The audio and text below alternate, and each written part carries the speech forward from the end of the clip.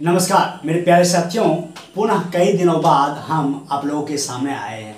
लेकिन हम हमेशा शुरू दिन से आपको यही कहते आए हैं कि अगर आप कर्म सही रखोगे तो आपको मेहनत जरूर, जो आप मेहनत कर रहे हो वो सफलताएं आपको जरूर मिलेगी।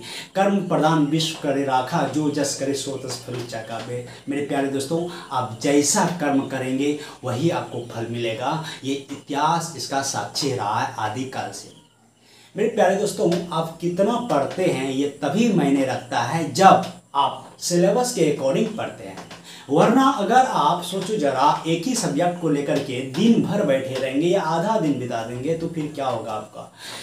कहते हैं ना, शरीर का कोई भी अंग, जैसे दाल सिर्फ खाए जा रहे हैं, है ना, उसको सिर्फ प्रोटीन मिल रहा है, सिर्फ प्रोटीन मिल रहा है, उसे आयरन चाहिए नहीं मिल रहा है, उसे कैल्शियम चाहिए नहीं मिल रहा है, तो क्या होगा, शरीर का अंग का क्या हो सकता है, आप समझ सकते हैं। समझ रहे हैं ना। यही चीज़ मेरे प्यारे दोस्तों पढ़ाई है। पढ़ाई एक दैनिक दिनचर्या है। अगर आप हमसे शुरू से जुड़े हैं तो आपको ये अनुभव होगा कि हम शुरू दिन से ये चीज़ आपके सामने रखते आए हैं। मेरे प्यारे दोस्तों, जब भी आप पढ़ते हैं, हम हमेशा बोलते हैं जब भी आप पढ़ो ना, पहले तो आप ना, आपके पास जितना समय है, 4 घंटा, 5 घंटा, 10 घंटा, 8 घंटा, 9 घंटा, जो भी समय है उस समय को आप डिवाइड कर दो आपका अकॉर्डिंग टू सिलेबस। 5 घंटा है ना, ऐसा डिवाइड करो, कम से कम उस 5 घंटा में 5 सिलेबस जरूर कवर हो। आज 5 सिलेबस कवर हुआ, जो सिलेबस आज कवर नहीं हुआ उस सिलेबस को अगले दिन कवर करना है। लेकिन कुछ सिलेबस ऐसे हैं जिसको कि आपको डेली देखना है। जैसे मैं कहूँ तो मैथ और एक आप समझ ले लो, आप ये क्या बोलते हो, फिजिक्स ले लो, है ना। अगर आप एएलपी का प्रिपरेशन करना चाहते हो, अगर कर रहे हो, तो मैथ और फिजिक्स, कम से कम मैथ जो है उसको डेली देखना। आप मैथ में बहुत अच्छे करते हैं तो सप्ताह में 2 दिन देखिए, और अच्छे करते हैं तो सप्ताह में 1 दिन देखिए, उससे भी ज़्यादा अच्छा करते हैं तो 15 दिन में ज़रूर देखिए। जिस भी कैंडिडेट का मैथ बढ़िया है या ओवरऑल सिलेबस एवरेज में अगर बोला जाए बढ़िया है, आप ऐसा करो, आप ना डेली सेट बनाओ। जब सेट बनाओगे आप, तो आपको पता चलेगा कि कौन सा जो मैथ का जो पोर्शन है, जो लेवल है, जो आप बना रहे हो, वो क्या आप जो सेट में डाला हुआ है वो आप बना पा रहे हो या नहीं बना पा रहे। अगर वहाँ का भी आप क्वेश्चन बना रहे हो तो मैथ में जो आप पढ़े हैं, थ्योरी पढ़ रखे हैं, वहाँ पर आपका रिवीजन हो जाएगा। रिवीजन के साथ साथ आप सेट भी खत्म कर रहे हैं और कुछ ऐसे नए सवाल मिलेगा आपको सेट में जो आपको प्रॉब्लम डालेगा, और वही सवाल को आपको फिर क्या करना है, सॉल्व करना है, और वहीं कुछ नया सीखना है। ये नहीं कि उसको स्किप कर दिया, छोड़ दिया, ऐसा नहीं है। तो फिर आप कुछ सीखे नहीं। सेट लगाने का मतलब होता है कि डेली एक चुनौती, खुद को एक चुनौती देना, उस चुनौती को स्वीकार करना और स्वीकार करके उसे ठीक करना एक अच्छे कैंडिडेट, एक अच्छे स्टूडेंट का पहचान है। अगर आप सेट लगा करके निकल जाते हैं, जैसे कि मैं एक एग्जांपल के तौर पर बोलता हूँ कि सेट में 100 क्वेश्चन है, आप एक आंसर शीट लेते हैं, आंसर शीट 1 नंबर से 100 नंबर तक रन देते हैं, पुनः आंसर मिला लेते हैं, और मिला करके अगर सब कुछ 60 को सही हुआ, 40 को गलत हुआ, देन उसके बाद आप क्या करते हैं, उसको देखते नहीं है। ये आपका सबसे बड़ा प्रॉब्लम है। सेट लगाने का मतलब होता है मेरे प्यारे दोस्तों, जो क्वेश्चन आप नहीं जान रहे हैं उसे जानना है, जो नहीं जान रहे हैं उसे सीखना है। सेट लगाने का मतलब यही होता है ना। तो डेली आप आंसर शीट मत रंगो, ये एक सबसे बड़ा बीमारी है स्टूडेंट के अंदर। सेट लगाने के भी कई सारे तरीके हैं। अगर आप डेली आंसर शीट को लेकर के बैठते हो, डेली रंगते हो, तो रंगने में बहुत समय लगता है। 1.5 घंटा देना पड़ेगा या 1 घंटा तो देना ही पड़ेगा। क्यों दे हम 1 घंटा, ये बताओ। हम बोलते हैं एक सेट में अगर 100 क्वेश्चन में 60 क्वेश्चन जान रहे हैं आप, वो तो जान रहे हैं आप, 40 क्वेश्चन जो नहीं जान रहे हैं ना, आप उसे कवर करो, उसे सीखो। क्वेश्चन लेकर के सेट लेकर के बैठो, देखो 1 नंबर क्वेश्चन क्या है, आप पढ़ो, उसे समझ में आ रहा है, आंसर क्लियर है, आपका माइंड कह रहा है क्लियर है, उसे स्किप कर दो। हाँ, 2 नंबर पे जाओ, उसे भी नहीं जान रहे हैं तो उसे बनाओ।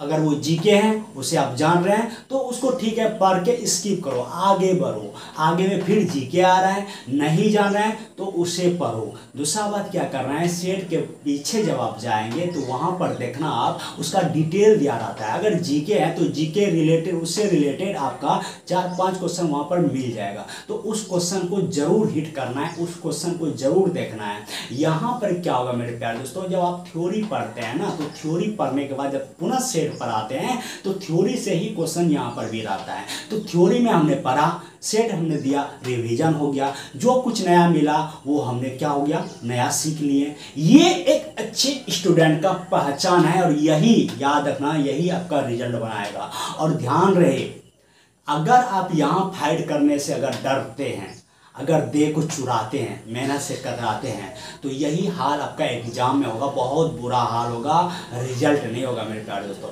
आदिकाल से इसका इतिहास साक्षी रहा है, ध्यान रखना हम जो बोल रहे हैं, ठीक है ना। इसीलिए अगर आप चाहते हैं कि आने वाले जो एग्ज़ाम है उसको हम क्रैक करें, और बहुत सारे लड़के का एक बहुत बुरा लत लगा हुआ है, एक बहुत बुरा ही आदत है, वो लोग क्या, वो ये है कि वो जो है मतलब वैकेंसी के वेट में बैठा रहता है। वो कहता है, उसका मन में जो विचार है बहुत ही गंदा विचार, कहता है वैकेंसी आएगा तो हम पढ़ेंगे।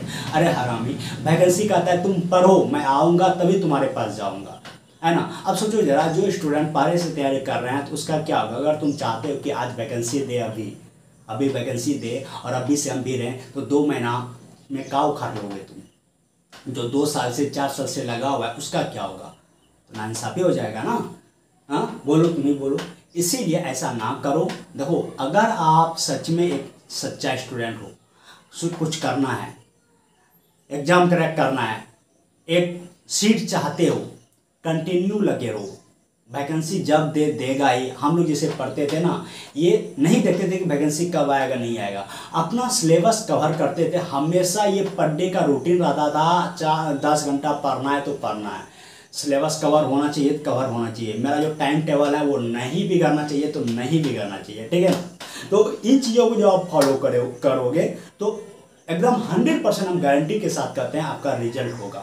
वो CBT 1 हो, CBT 2 हो, CBT 3 हो, CBT 4 हो, जो भी हो सारे क्लियर हो जाएगा। बहुत सारा लड़का के मन में ये भी रहता है कि CBT 1 में तो 75 में से कितना नंबर लाना होता है, 22, 23, 25 नंबर ऐसे समथिंग लाना होता है। हाँ, ये तो आराम से ला लेंगे, बायां का खेल है।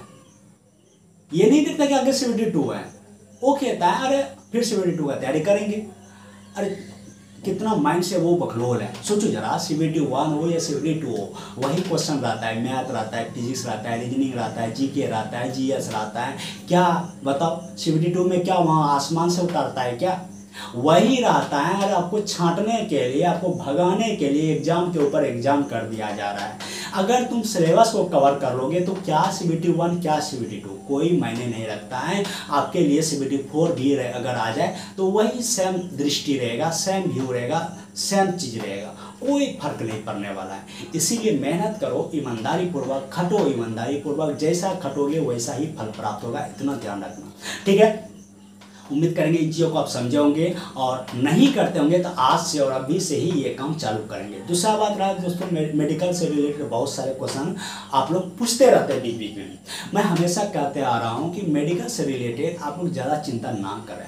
अगर आँख आपका ठीक है तो बाकी छोड़ दो, आप आराम से तैयारी करो, रेल आपका कुछ नहीं बिगाड़ सकता है, ठीक है ना। आँख ठीक होना चाहिए, बाकी रेल कुछ भी नहीं बिगाड़ेगा, ठीक है। उम्मीद करेंगे इन चीज़ों को आप समझे होंगे और अभी से ही इन पर काम करेंगे आप। और अब जो है ना, मैं डेली आप लोग के सामने, डेली या जैसे 1 दिन 2 दिन बाद जैसे भी वीडियो डालते थे वैसे ही आप लोग के सामने वीडियो आता रहेगा।